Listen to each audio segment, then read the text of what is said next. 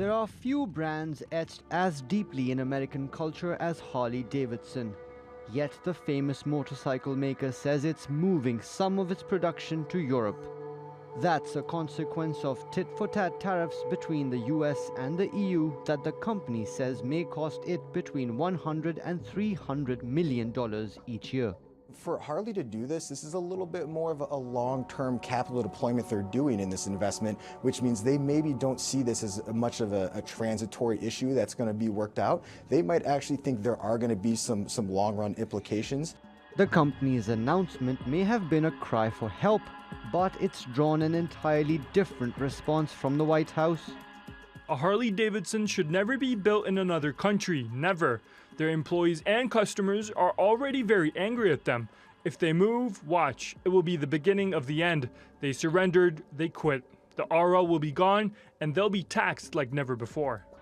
Businesses on the other side of the Atlantic are hardly faring any better. Uncertainty over Brexit has seen investments in Britain's auto industry drop to half of the previous year's tally. Airbus says it may leave the country, cutting up to 100,000 British jobs unless the UK remains in the customs union. And officials at Siemens and BMW say the stance taken by British officials is incredibly unhelpful for boosting jobs and businesses. But they received a snub full of explicitives from Britain's Secretary of State for Foreign Affairs, Boris Johnson. And the country's health minister says their concerns are untimely threats. Well, I just thought it's completely inappropriate for businesses to be making these kinds of threats for one very simple reason. We are in an absolutely critical moment in the Brexit discussions. And what that means is that we need to get behind Theresa May to deliver the best possible Brexit. The European Union, Turkey, India and other countries are also hitting back at US tariffs with countermeasures. Officials in each country say they're watching out for their respective economic interests, but their actions may be stifling businesses everywhere. Mubin Nasser, TRT World. Lots to talk about. Let's go first to our guests next. And in Paris is our editor-at-large, Craig Peters. But first, let's go to Chris Roebuck in London. He's a visiting professor of transformational leadership at the Cass Business School. Gentlemen, welcome. Chris, great to have you on the show once again. Have the global trade wars, do you think, started to make a real impact in the real economies of the US, the UK, and in Europe? Well, I think, you know, somebody, to put it with a firework analogy, someone has lit the blue touch paper, and we will just see how long the fuse takes before it actually explodes. I mean, you know, this is basically political expediency crashing into economic reality. And everybody knows that for the past 70 years, economically, it's been pretty much accepted that free trade is a good idea. But there are various people in political positions around the world now who are taking the view that if they can say we're losing jobs to other people, it will shore up their political position. And the fundamental point is that organisations are now more global, and organisations will produce where they can optimise their profitability. And Trump knows this because his own brand clothing is produced in Bangladesh, China and Indonesia. Very good point there, Chris. OK, there is the counter argument, though, that 70 years of free trade have led to the phenomenal levels of inequality that we're seeing today. That is something that countries have to deal with. But look, let's talk specifically about some of the companies that are in the headlines today. Harley-Davidson, BMW, even despite that U-turn that they made, Airbus, Honda, Siemens, all of these companies, they rely on very closely woven supply chains, as we've said. Some of these companies are going to be hit by both Brexit and what's happening in the US trade wars, aren't they? Absolutely. You know, the point about global trade is that, and global organisations, is that effectively you have global supply chains, and no matter what business you're in, various bits and pieces of what you make are made in different places and moved. Therefore, to be blunt, it's a nightmare. And from the organisation's perspective, you know, they're sort of trying to play 3D chess and work out what is the way that we can position everything so that we can optimise profitability for our investors, given that the way politicians are behaving around the world is a movable feast. I mean, I would say that Trump has definitely jumped into one direction and said, right, this is what we're going to do. I think the Brexit is more nuanced, more subtle, because that's about this is what may happen, this is what might happen. So there's an element of positioning going on.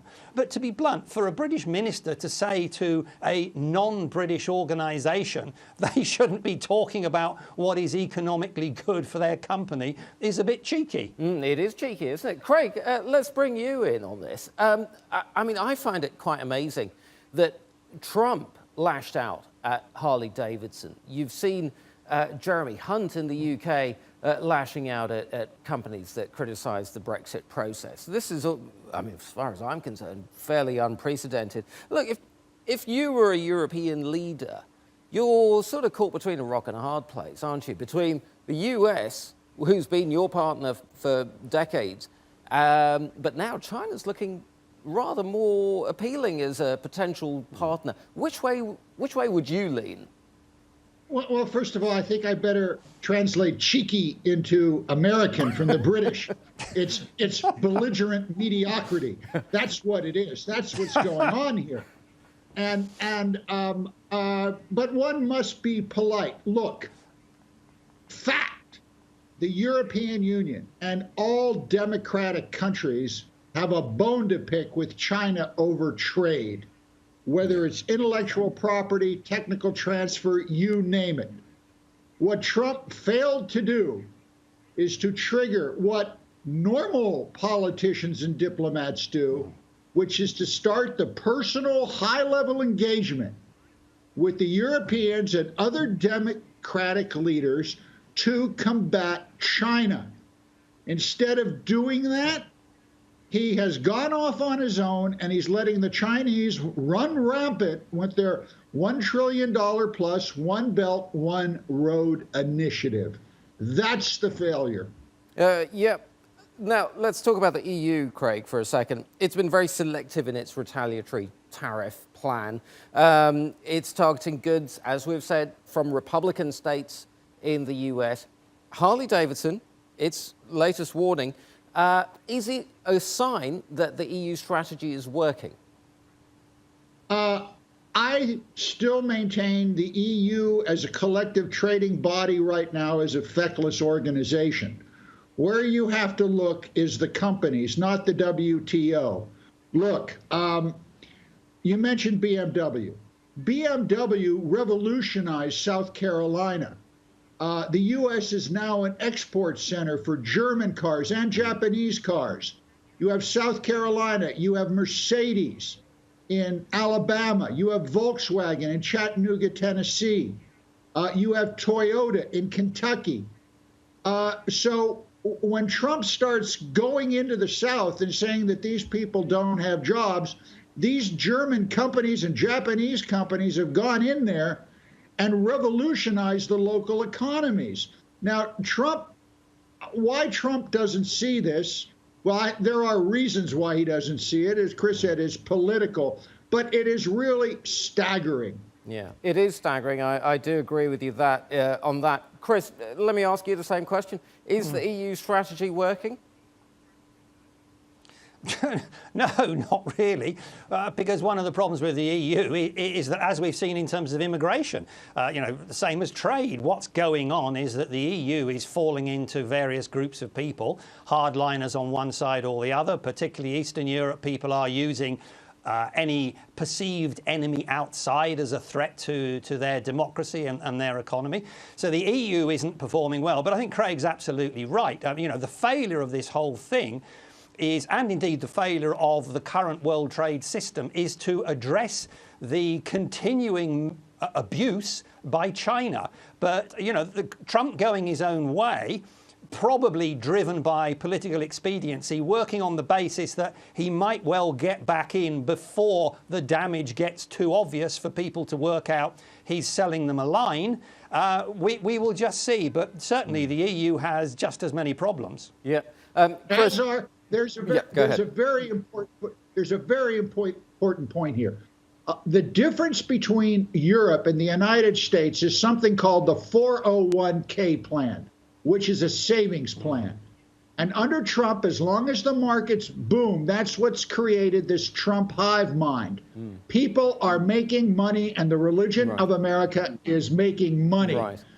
Now, the U.S., these people, as long as their 401k plans grow, they do not care that the United States is no longer a reliable global partner. Okay. We're almost out of time. Quick question to you both. Craig first. Trump wants to level the playing field. He wants a world with no trade barriers at all, with no trade tariffs at all. Is that possible? No.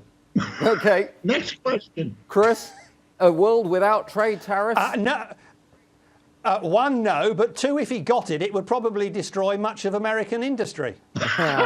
Yes, indeed. Because a lot of the industry would go to the cheapest places where you could manufacture those goods, right? Absolutely. Economics and political expediency. Yeah, where they collide, where we began. Gentlemen, thank you both very much indeed. Chris Roebuck of the Cass Business School and Craig Peters, of course, in Paris. Thank you.